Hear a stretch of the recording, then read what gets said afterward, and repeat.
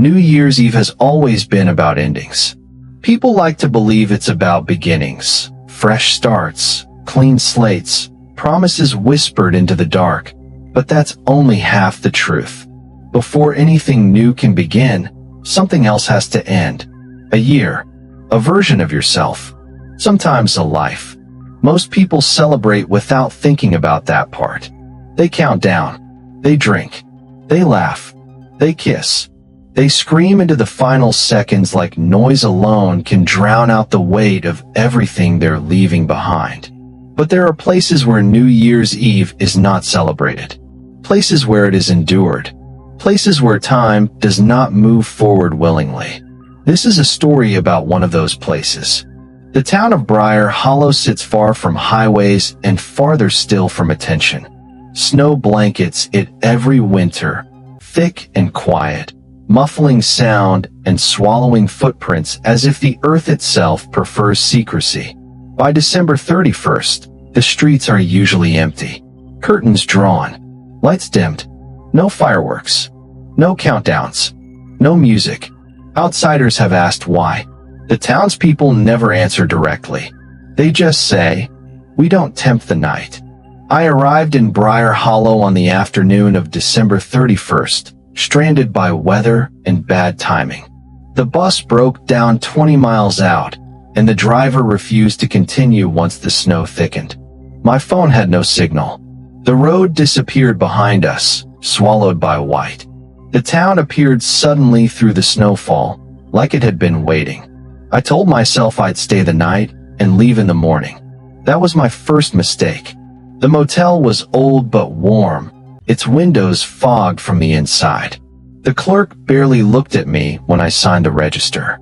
His hands trembled slightly as he handed over the key. "You'll want to be inside before midnight," he said. "Big celebration?" I asked, trying to lighten the mood. His eyes met mine then. "No," he said quietly. "The opposite." As night approached, the town grew unnaturally still. Snow fell heavier, thick flakes drifting down like ash. I walked the main street just after sunset. Every store was closed. No decorations. No holiday lights. Not even a clock visible from outside. That should have unsettled me. What unsettled me more was the sound. A low, distant hum. Not mechanical. Not wind. It felt rhythmic. Like something breathing beneath the town. At 9 o'clock, a church bell rang once. No more. Just a single, hollow note that echoed too long. People moved after that. I saw them through windows, families gathering, candles being lit, doors being bolted from the inside. Children were pulled close, hushed. No one went outside. Except me. I knocked on the door of a nearby house, curiosity overpowering caution. An elderly woman answered, her face pale, eyes sharp with fear. "Why isn't anyone celebrating?" I asked.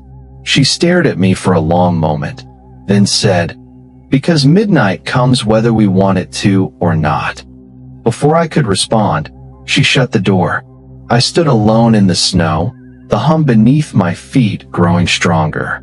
Back in the motel room, I tried calling anyone, family, friends, emergency services. Nothing worked. The clock on the wall read 11:47 p.m. It didn't tick. It just waited. I turned on the television. Every channel showed static, except one. A news broadcast. The anchor's face was pale, eyes unfocused. "This is a reminder," he said, voice distorted. "That time must be acknowledged. Those who do not mark the ending will be marked by it." The screen went black. The clock changed to 11:48 p.m. That's when the knocking started. Not at my door. From inside the walls. 3 slow knocks. Pause. 3 more. The hum beneath the floorboards deepened, vibrating through my bones. I pressed my ear to the wall. I heard whispers. Names. My name. I remembered things then. Moments I'd buried. Promises I'd broken. People I'd left behind without goodbye. Regrets surfaced uninvited, sharp and vivid. The whispers grew louder with each memory. The clock read 11:52 p.m. I ran outside. Snow whipped my face, but the town was alive now, not with celebration, but with fear. Doors rattled. Windows glowed with candlelight. Somewhere, someone was screaming. The church bell rang again. Once, then twice. The ground beneath my feet pulsed. The hum became a roar. From the center of town, something began to rise. Not physically, not entirely, but perceptually. The air warped. Shadows stretched upward, forming shapes that hurt to look at. Faces emerged within them. Familiar faces. People who had died. People who had been forgotten. People who had unfinished endings. They weren't screaming. They were waiting. A man appeared beside me, breathless. "You don't belong here," he said. "You shouldn't be seeing this." "What is it?" I asked. He swallowed. "The year doesn't end here unless it's fed." The clock tower, something I hadn't noticed before, began to glow. 11:58 p.m. The townspeople opened their doors. One by one, they stepped outside. Each carried something. A photograph. A letter. An object heavy with memory. They placed them on the snow. The shadows leaned closer. "Hungry? What happens if you don't?" I asked. The man looked at me. "Then time takes its due." The ground split open nearby. I saw darkness beneath, endless, moving. A woman screamed as something pulled her downward, her body unraveling like smoke. The clock struck 11:59 p.m. Panic surged. I realized the truth then. New Year's Eve wasn't a celebration. It was a transaction. The town survived by offering its regrets, its forgotten dead, its unresolved endings. Time demanded payment, and it always collected. The shadows turned toward me. I had nothing to offer, or so I thought. Then I felt it in my pocket. My phone. Dead, but still holding something. A voicemail. Unheard. From my father. Left the night he died. The message I'd been too afraid to listen to. The whispers grew frantic. The clock tower blazed. 11 hours, 59 minutes, and 50 seconds. I played the message. His voice filled the air, apologetic, tired, full of love I'd never returned. The shadows recoiled. The hum deepened. The final seconds ticked away. 10. The town held its breath. 5. The shadows screamed without sound. 1. The clock struck midnight. Everything stopped. Snow froze in the air. Sound vanished. Then, a release. The ground sealed.